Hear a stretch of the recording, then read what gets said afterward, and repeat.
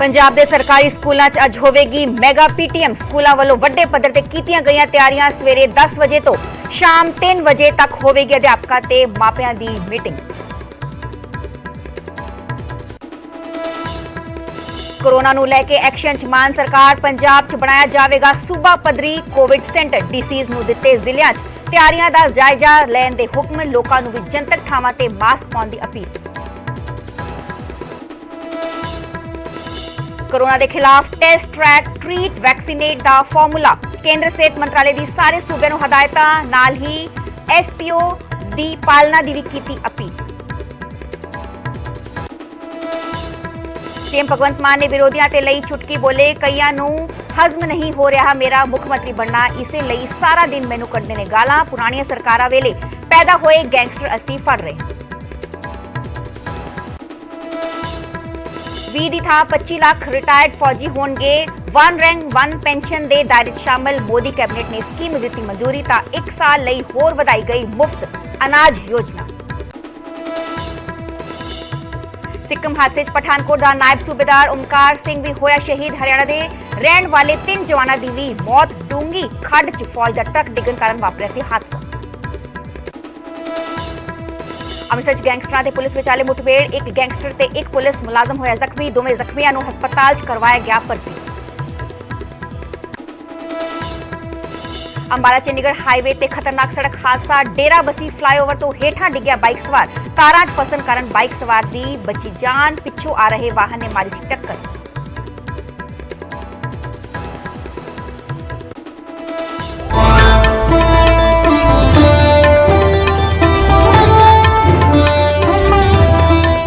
सत श्री अकाल जी, मैं हाँ सरबजोत कौर। न्यूज़ 18 पंजाब हरियाणा देख रहे सारे दर्शकों का स्वागत है। बुलेटिन की शुरुआत कर रहे हैं कोरोना महामारी के वधदे खतरे के नाल। कोरोना के नवे वेरीएंट ने चिंता वधा दी है ते इस खतरे के विचाले केंद्र सरकार एक्शन विच है ते बाकायदा एडवाइजरी भी जारी कर दी गई है। तो उधर सीएम मान भी एक्शन च नजर आए। सेहत अधिकारियों नाल हाई लेवल मीटिंग की ते हदायतां भी जारी कीतियां ने।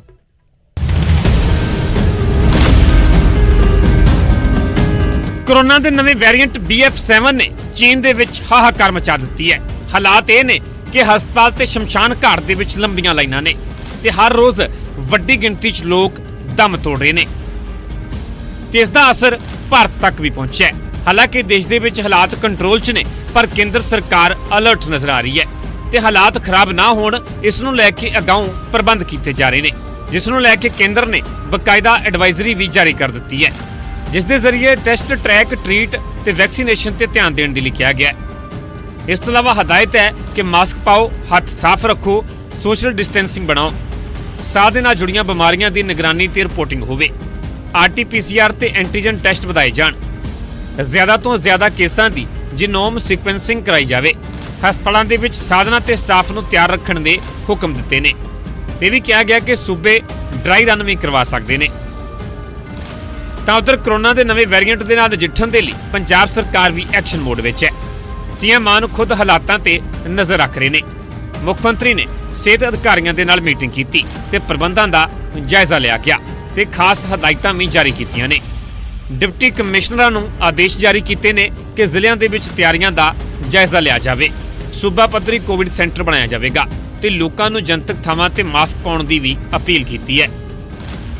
सीएम साहब ने मीटिंग की है क्योंकि कोविड का जो नया वेरिएंट है उसका जो चल रहा है कि उसके सभी देशों में उसकी जो चर्चा चल रही है, उसके संदर्भ में आज मीटिंग की गई और जिसमें पंजाब में हम क्या क्या कर रहे हैं उस पे विशेष तौर पे जो ध्यान दिया गया। और आज मुख्यमंत्री साहब ने एक एडवाइजरी भी जारी की है जिसमें पंजाब के सभी जो डिप्टी कमिश्नर हैं वो जायजा लेंगे कि कहीं पे कोई किसी चीज़ की जरूरत है। कोरोना के नवे खतरे के विचाले राहत वाली गल है कि भारत में कोरोना की नेजल वैक्सीन नूं मंजूरी मिल गई है जो पहला निजी हस्पतालों के विच मुहैया होवेगी। तां उन्होंने विस्तार के नाल इस वैक्सीन तो भी वाकिफ करवाउंदे हैं। यह वैक्सीन नक दे विच ड्रोप के जरिए दी जाएगी जो दुनिया की पहली नेजल वैक्सीन है। 18 साल तो वध उम्र वालों के लिए है जिसका इस्तेमाल बूस्टर डोज के जरिए किया जाएगा। इस वैक्सीन नूं भारत बायोटेक वालों तैयार किया गया जो 3 फेज के ट्रायल के विच असरदार साबित हुई है। नेजल वैक्सीन की 2 डोज दी जाएगी। दोवें डोज के विच 4 हफ्तियां का अंतर होना चाहिए। Bureau report news 18 Punjab.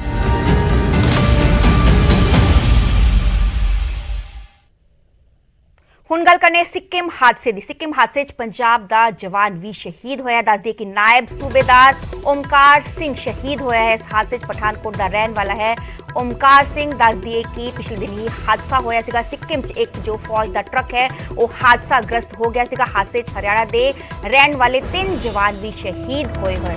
ਦੱਸ ਦਈਏ ਕਿ ਸਿੱਕਿਮ 'ਚ ਹਾਦਸਾ ਵਾਪਰਿਆ ਸੀਗਾ ਜਦੋਂ ਕਿ ਜੋ ਟਰੱਕ ਸੀਗਾ ਉਹ ਜਾ ਰਿਹਾ ਸੀਗਾ ਤੇ ਉਹ ਫਿਸਲ ਗਿਆ ਤੇ ਡੂੰਗੀ ਖਾੜ 'ਚ ਡਿੱਗ ਗਿਆ ਤੇ ਹਾਦਸਾਗ੍ਰਸਤ ਹੋ ਗਿਆ। ਦੱਸ ਦਈਏ ਕਿ ਸੜਕ ਹਾਦਸੇ 'ਚ 16 ਜਵਾਨ ਸ਼ਹੀਦ ਹੋ ਗਏ ਸੀ। 16 ਜਵਾਨਾਂ ਦੀ ਮੌਤ ਹੋ ਗਈ ਸੀ। ਡੂੰਗੀ ਖਾੜ 'ਚ ਡਿੱਗਣ ਕਾਰਨ ਵੱਡਾ ਹਾਦਸਾ ਵਾਪਰਿਆ ਸੀਗਾ। ਛਾਤੇਨ ਤੋਂ ਥਾਂਗੂ ਜਾ ਰਿਹਾ ਸਨ ਜਵਾਨ।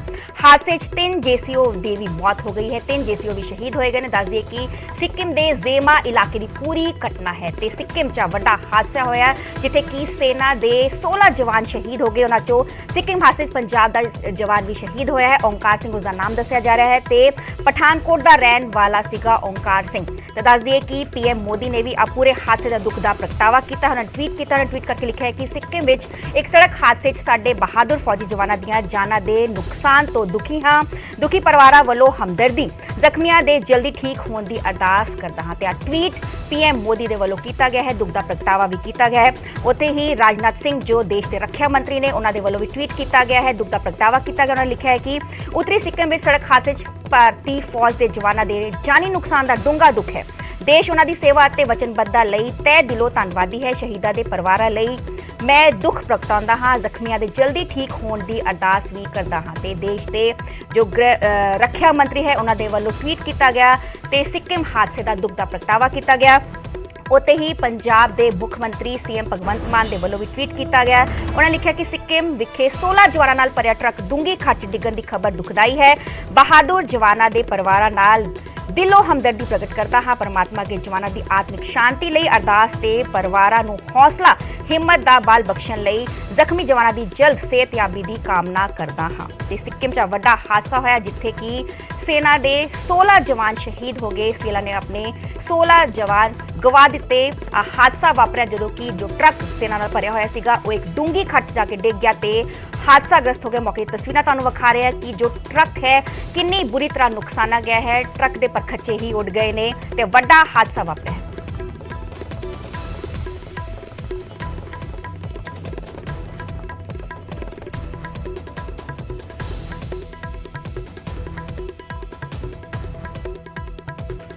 रुकने अगली खबरदार कैबिनेट सब कमेटी की ट्रक ऑपरेटर नाल मीटिंग हुई सी। दसदे कि हरपाल चीमा जो सूबे के खजाना मंत्री ने उन्हां नाल मीटिंग हुई सी।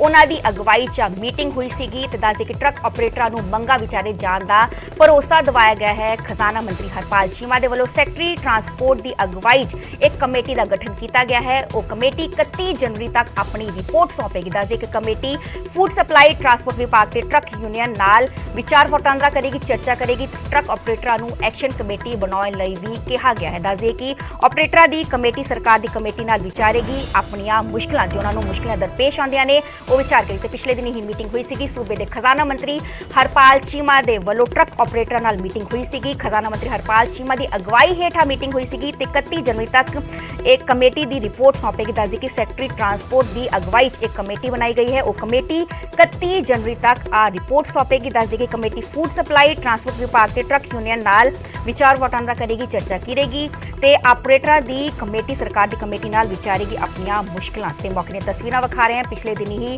पंजाब के खजाना मंत्री हरपाल चीमा की अगवाई हेठा मीटिंग हुई सी ते हरपाल चीमा दस दे ट्रक ऑपरेटर नूं मंगा विचारे जाण दा उन्हां दे वल्लों भरोसा दिवाया गया है। एक कमेटी का गठन किया गया है जो 31 जनवरी तक अपनी रिपोर्ट सौंपेगी।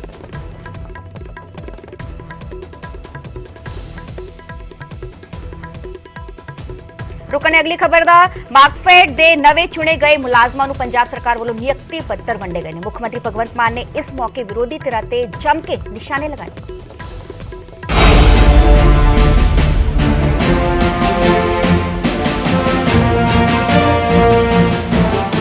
मार्कफेड ਦੀਆਂ ਨਵੀਆਂ ਨਿਯੁਕਤੀਆਂ ਦੇ ਲਈ ਚੁਣੇ ਗਏ ਮੁਲਾਜ਼ਮਾਂ ਨੂੰ ਨਿਯੁਕਤੀ ਪੱਤਰ ਦੇਣ ਪਹੁੰਚੇ ਸੀਐਮ ਭਗਵੰਤ ਮਾਨ ਦੇ ਨਿਸ਼ਾਨੇ ਤੇ ਵਿਰੋਧੀ ਧਿਰਾਂ ਸਨ। ਮੁੱਖ ਮੰਤਰੀ ਨੇ ਕਿਹਾ ਕਿ ਵਿਰੋਧੀਆਂ ਨੂੰ ਇਹ ਹਜ਼ਮ ਨਹੀਂ ਹੋ ਰਿਹਾ ਕਿ ਸਧਾਰਨ ਘਰ ਤੋਂ ਕੋਈ ਮੁੱਖ ਮੰਤਰੀ ਬਣ ਗਿਆ ਹੈ। ਇਸ ਕਰਕੇ ਇਹਨਾਂ ਤੋਂ ਹੁਣ ਬਰਦਾਸ਼ਤ ਨਹੀਂ ਹੋ ਰਿਹਾ ਦੋਨੇ ਪਾਰਟੀਆਂ ਤੋਂ। ਵੀ ਯਾਰ ਆਮ ਘਰਾਂ ਦਾ ਮੁੰਡਾ ਭਗਵੰਤ ਮਾਨ ਕਿਉਂ ਬਹਿ ਗਿਆ ਇੱਥੇ ਕੁਰਸੀ ਤੇ, ਇਹਨੇ ਸਾਡੇ ਵਾਲੇ ਘਰ ਕਿਉਂ ਖੋਲੇ, ਇਹ ਤਾਂ ਸਾਡੇ ਧੀਆਂ ਪੁੱਤਾਂ ਕੋਲੇ ਹੁੰਦੇ ਜਿਹਨਾਂ 'ਚ ਇਹ ਬਹਿ ਗਿਆ। MLA ਤੱਕ ਠੀਕ ਆ, ਚਲੋ ਆ ਤਾਂ ਵਾਲੀ ਕੁਰਸੀ ਲੈ ਗਿਆ ਤਾਂ ਕਰਕੇ ਹੁਣ ਚਾਹੇ ਉਹਨਾਂ ਨੂੰ ਪਾਰਲੀਮੈਂਟ 'ਚ ਮੌਕਾ ਮਿਲੇ, ਚਾਹੇ ਉਹਨਾਂ ਨੂੰ ਅੱਖਾਂ ਦੇ ਕੈਂਪ ਤੇ, ਚਾਹੇ ਖੂਨਦਾਨ ਕੈਂਪ ਤੇ, ਚਾਹੇ ਅਖੰਡ ਪਾਠ ਸਾਹਿਬ ਦੇ ਭੋਗ ਤੇ, ਚਾਹੇ ਜਗਰਾਤੇ ਤੇ, ਮੈਨੂੰ ਪੈ ਨਿਕਲਦੇ ਆ ਬਸ। ਐਂ ਲੱਗਦਾ ਜਿਵੇਂ ਮਤਲਬ ਸਾਰਾ ਕੁਛ ਹੀ ਵਿਗੜਿਆ, ਜਿੰਨਾ ਸਮਾਂ ਮੈਂ ਹੀ ਕਪਾਲਾ ਕਰਕੇ ਆਇਆ ਮੈਂ। ਮੁੱਖ ਮੰਤਰੀ ਨੇ ਇਸ ਮੌਕੇ ਦਾਅਵਾ ਕੀਤਾ ਕਿ ਉਹਨਾਂ ਦੀ ਸਰਕਾਰ ਨੇ ਗੈਂਗਸਟਰਾਂ ਤੇ ਸ਼ਿਕੰਜਾ ਕੱਸਿਆ ਹੈ ਅਤੇ ਸੂਬੇ ਵਿੱਚ ਕਾਨੂੰਨ ਵਿਵਸਥਾ ਦਾ ਰਾਜ ਕਾਇਮ ਕੀਤਾ ਹੈ। ਔਰ ਤੁਹਾਡੇ ਰਾਜ ਵੇਲੇ ਤਾਂ ਧਰਨੇ ਸ਼ੁਰੂ ਹੋਏ, ਤੁਹਾਡੇ ਰਾਜ ਵੇਲੇ ਗੈਂਗਸਟਰ ਬਣੇ। ਅਸੀਂ ਤਾਂ ਫੜ ਰਹੇ ਹਾਂ ਉਹਨਾਂ ਨੂੰ, ਅਸੀਂ ਕੋਈ ਮਾਫੀਆ ਨਹੀਂ ਬਣਾਇਆ, ਅਸੀਂ ਰੇਤੇ ਦਾ ਮਾਫੀਆ ਨਹੀਂ ਬਣਾਇਆ, ਅਸੀਂ ਬੱਸਾਂ ਦਾ ਮਾਫੀਆ ਨਹੀਂ ਬਣਾਇਆ। ਅਸੀਂ ਹਰ ਗੱਲ ਤੇ ਕੋਈ ਮੇਰੇ ਪੁੱਤ ਭਤੀਜੇ ਜਾਂ ਮੇਰੇ ਤਾਏ ਦੇ ਘਰੋਂ ਕੋਈ ਪੈਸੇ ਨਹੀਂ ਫੜੇ ਜਾਂਦੇ। ਇਸ ਦੇ ਨਾਲ ਹੀ ਸੀਐਮ ਨੇ ਦਾਅਵਾ ਕੀਤਾ ਕਿ ਸਰਕਾਰੀ ਅਸਾਮੀਆਂ ਤੇ ਹੁਣ ਤੱਕ 21,000 ਤੋਂ ਵਧੇਰੇ ਨਿਯੁਕਤੀਆਂ ਕਰ ਦਿੱਤੀਆਂ ਗਈਆਂ ਨੇ ਅਤੇ ਇਹ ਸਿਲਸਿਲਾ ਜਾਰੀ ਰਹੇਗਾ। 21,404 ਜਿਹੜੀਆਂ ਟੋਟਲ ਨੌਕਰੀਆਂ ਹੋ ਗਈਆਂ ਇਸ ਸਰਕਾਰ 'ਚ, 21,404 ਨਿਯੁਕਤੀ ਪੱਤਰ ਦੇ ਚੁੱਕੇ ਹਾਂ। ਤੁਹਾਨੂੰ ਅੱਜ ਨਿਯੁਕਤੀ ਪੱਤਰ ਦੇ ਦਾਂਗੇ, ਤੁਸੀਂ ਕੱਲ ਤੋਂ ਕੰਮ ਤੇ ਲੱਗ ਜਾਓਗੇ।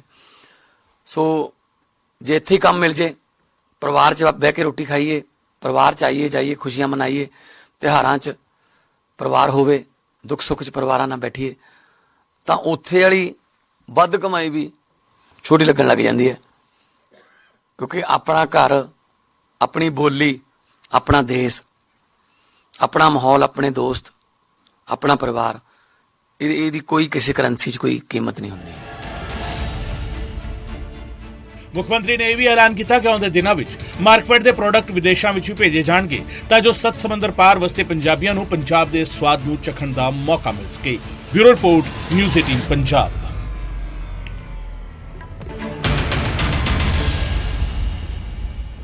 ਹੁਣ ਗੱਲ ਕਰਨੇ ਸ਼੍ਰੋਮਣੀ ਅਕਾਲੀ ਦਲ ਪ੍ਰਧਾਨ ਸੁਖਬੀਰ ਸਿੰਘ ਬਾਦਲ ਦੀ। ਸ਼੍ਰੋਮਣੀ ਅਕਾਲੀ ਦਲ ਦੇ ਪ੍ਰਧਾਨ ਸੁਖਬੀਰ ਬਾਦਲ ਨੇ ਇਲਜ਼ਾਮ ਲਗਾਇਆ ਹੈ ਕਿ ਪੰਜਾਬ 'ਚ ਕਾਨੂੰਨ ਵਿਵਸਥਾ ਦੀ ਹਾਲਤ ਬਦ ਤੋਂ ਬੱਤਰ ਹੁੰਦੀ ਜਾ ਰਹੀ ਹੈ। ਉਹਨਾਂ ਨੂੰ ਅਗਲੇ 4 ਸਾਲਾਂ ਬਾਰੇ ਸੋਚ ਕੇ ਵੀ ਡਰ ਲੱਗਦਾ ਹੈ ਕਿਉਂਕਿ ਗੈਂਗਸਟਰ ਰੋਜ਼ ਲੋਕਾਂ ਨੂੰ ਮਾਰ ਰਹੇ ਨੇ ਤੇ ਫਿਰੌਤੀਆਂ ਮੰਗੀਆਂ ਜਾ ਰਹੀਆਂ ਨੇ।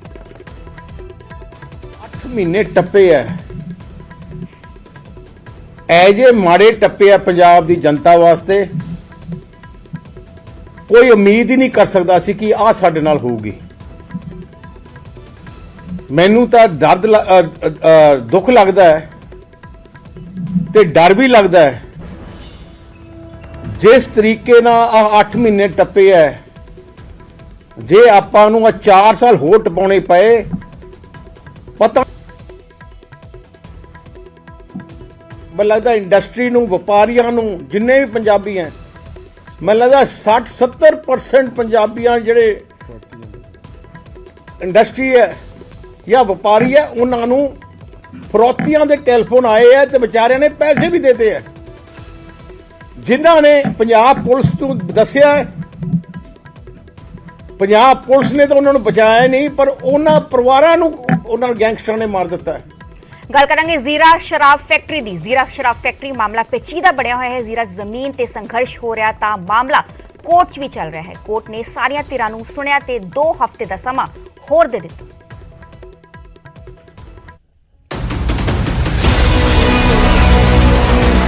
ਜ਼ੀਰਾ ਸ਼ਰਾਬ ਫੈਕਟਰੀ ਦੇ ਮਾਮਲੇ ਦੇ ਵਿੱਚ ਪੰਜਾਬ ਹਰਿਆਣਾ ਹਾਈ ਕੋਰਟ ਦੇ ਵਿੱਚ ਅਹਿਮ ਸੁਣਵਾਈ ਹੋਈ। ਸਰਕਾਰ, ਫੈਕਟਰੀ ਤੇ ਪਿੰਡ ਦੇ ਲੋਕਾਂ ਦੇ ਵਕੀਲਾਂ ਦੇ ਵੱਲੋਂ ਕੋਰਟ ਦੇ ਵਿੱਚ ਆਪੋ ਆਪਣੇ ਤਰਕ ਦਿੱਤੇ ਗਏ। ਸਰਕਾਰ ਦੇ ਵਕੀਲ ਨੇ ਕੋਰਟ ਨੂੰ ਦੱਸਿਆ ਕਿ ਇਸ ਮਸਲੇ ਦੇ ਹੱਲ ਦੇ ਲਈ ਸਰਕਾਰ ਸੰਜੀਦਾ ਹੈ ਅਤੇ ਮਾਹਰਾਂ ਦੀਆਂ 4 ਕਮੇਟੀਆਂ ਬਣਾਈਆਂ ਗਈਆਂ ਨੇ, ਜਿਸ ਤੇ ਕੋਰਟ ਨੇ ਕਿਹਾ ਕਿ ਸਰਕਾਰ ਦੇ ਵੱਲੋਂ ਬਣਾਈਆਂ ਕਮੇਟੀਆਂ 2 ਹਫ਼ਤਿਆਂ ਦੇ ਵਿੱਚ ਆਪਣੀ ਰਿਪੋਰਟ ਦੇਣ। ਤਾਂ ਫੈਕਟਰੀ ਮਾਲਕ ਦੇ ਵਕੀਲ ਨੇ ਮੰਗ ਰੱਖ ਦਿੱਤੀ ਕਿ ਫੈਕਟਰੀ ਮਾਲਕ ਨੂੰ ਵੀ ਇਹਨਾਂ ਕਮੇਟੀਆਂ ਦੇ ਵਿੱਚ ਸ਼ਾਮਲ ਕੀਤਾ ਜਾਵੇ, ਜਿਸ ਤੇ ਸਰਕਾਰ ਦੇ ਵਕੀਲ ਨੇ ਜਵਾਬ ਦਿੱਤਾ ਕਿ ਸਰਕਾਰ ਫੈਕਟਰੀ ਮਾਲਕ ਨੂੰ ਕਮੇਟੀ ਦੇ ਵਿੱਚ ਸ਼ਾਮਲ ਕਰਨ ਦੇ ਲਈ ਤਿਆਰ ਹੈ।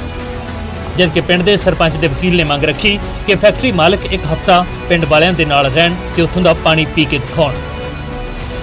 और पूरी स्टडी करके ਅਸੀਂ ਸਾਰੇ ਐਕਸਪਰਟਸ ਪੰਜਾਬ ਦੇ ਇਨਵੋਲਵ ਕਰ ਰਹੇ ਹਾਂ ਤਾਂ ਕਿ ਪਤਾ ਲੱਗੇ ਕਿ ਫੈਕਟਰੀ ਕਰਕੇ ਡੈਮੇਜ ਹੋ ਰਿਹਾ ਹੈ ਔਰ ਕਿੰਨਾ ਡੈਮੇਜ ਹੋ ਰਿਹਾ ਹੈ। ਇਹ ਸਾਰੀਆਂ ਗੱਲਾਂ ਜਾਣਨ ਲਈ ਤੇ ਕੋਰਟ ਨੇ ਉਹਨਾਂ ਨੂੰ ਟਾਈਮ ਦਿੱਤਾ 15 ਦਿਨ ਦੇ ਅੰਦਰ ਅੰਦਰ ਐਫੀਡੇਵਿਟ ਫਾਈਲ ਕਰੋ ਜੋ ਤੁਸੀਂ ਕਹਿਣਾ ਚਾਹੁੰਦੇ ਹੋ ਤੇ ਅਗਲੀ ਹੀਅਰਿੰਗ ਉਹਨਾਂ ਨੇ ਦੂਸਰੇ ਮਹੀਨੇ 6 ਹਫ਼ਤੇ ਬਾਅਦ ਕਰਤੀ ਹੈ। ਜ਼ੀਰਾ ਵਿੱਚ ਧਰਨਾ ਦੇ ਰਹੀਆਂ ਜਥੇਬੰਦੀਆਂ ਨੇ ਕੋਰਟ ਦੀ ਸੁਣਵਾਈ ਨੂੰ ਆਪਣੇ ਹੱਕ ਦੇ ਵਿੱਚ ਦੱਸਿਆ ਅਤੇ ਕਮੇਟੀਆਂ ਨੂੰ ਲੈ ਕੇ ਆਪਣੀਆਂ ਸ਼ਰਤਾਂ ਵੀ ਦੱਸੀਆਂ। ਪਹਿਲੀ ਮੰਗ ਜਿਹੜੀ ਹੈਗੀ ਆ ਉਹ ਇਸ ਮੰਗ ਦੇ ਉੱਤੇ ਗੌਰ ਕਰਨਾ ਚਾਹੀਦਾ ਹੈ। ਇਸ ਤੋਂ ਗਾਂ ਅੱਗੇ ਗੱਲ ਤੋਰਨ ਵਾਸਤੇ ਉਹ ਇਲਾਕੇ ਦੇ ਲੋਕ, ਇਹ ਸਾਰੇ ਪਤਵੰਤੇ ਲੋਕ ਜਿਹੜੇ ਆ ਇਸ ਗੱਲ ਦੇ ਨਾਲ ਸਹਿਮਤ ਹੈ ਕਿ ਉਹ ਜੀ ਮਤਲਬ ਜਿਹੜਾ ਹੈ ਕਿ ਜੇ ਕੋਈ ਜਿਸ ਤਰੀਕੇ ਨਾਲ ਵੀ ਬਣੇਗੀ ਉਹਨੂੰ ਬੜੇ ਲੋਕਤੰਤਰਕ ਢੰਗ ਦੇ ਨਾਲ ਬਣਾਇਆ ਜਾਵੇ, ਤਾਂ ਕਿ ਬਾਅਦ ਦੇ ਵਿੱਚ ਗੱਲ ਫੇਰ ਵੀ ਸਾਡੇ ਤੇ ਮਤਲਬ ਕੋਈ ਇਸ ਤਰ੍ਹਾਂ ਦੀ ਨਾ ਰਹਿ ਜੇ ਕਿ ਕੋਈ ਗੱਲ ਸਪਸ਼ਟ ਨਾ ਹੋਵੇ। ਜ਼ੀਰਾ ਸ਼ਰਾਬ ਫੈਕਟਰੀ ਦੇ ਬਾਹਰ ਪਿੰਡ ਦੇ ਲੋਕਾਂ ਦਾ 5 ਮਹੀਨੇ ਤੋਂ ਧਰਨਾ ਚੱਲ ਰਿਹਾ ਹੈ ਅਤੇ ਹੁਣ ਸੰਯੁਕਤ ਕਿਸਾਨ ਮੋਰਚਾ ਵੀ ਇਸ ਪ੍ਰਦਰਸ਼ਨ ਦੇ ਵਿੱਚ ਸ਼ਾਮਲ ਹੋ ਗਿਆ ਹੈ। ਕੋਰਟ ਨੇ ਸਰਕਾਰ ਨੂੰ ਇਸ ਮਸਲੇ ਤੇ ਜੁਰਮਾਨਾ ਵੀ ਲਾਇਆ ਹੈ ਅਤੇ ਮਸਲੇ ਦਾ ਹੱਲ ਕਰਨਾ ਸਰਕਾਰ ਤੇ ਪ੍ਰਸ਼ਾਸਨ ਦੇ ਲਈ ਚੁਣੌਤੀ ਬਣਿਆ ਹੋਇਆ ਹੈ। ਚੰਡੀਗੜ੍ਹ ਤੋਂ ਮਨੋਜ ਰਾਠੀ ਦੇ ਨਾਲ ਜ਼ੀਰਾ ਤੋਂ ਰਾਜੀਵ ਸ਼ਰਮਾ, ਨਿਊਜ਼ 18।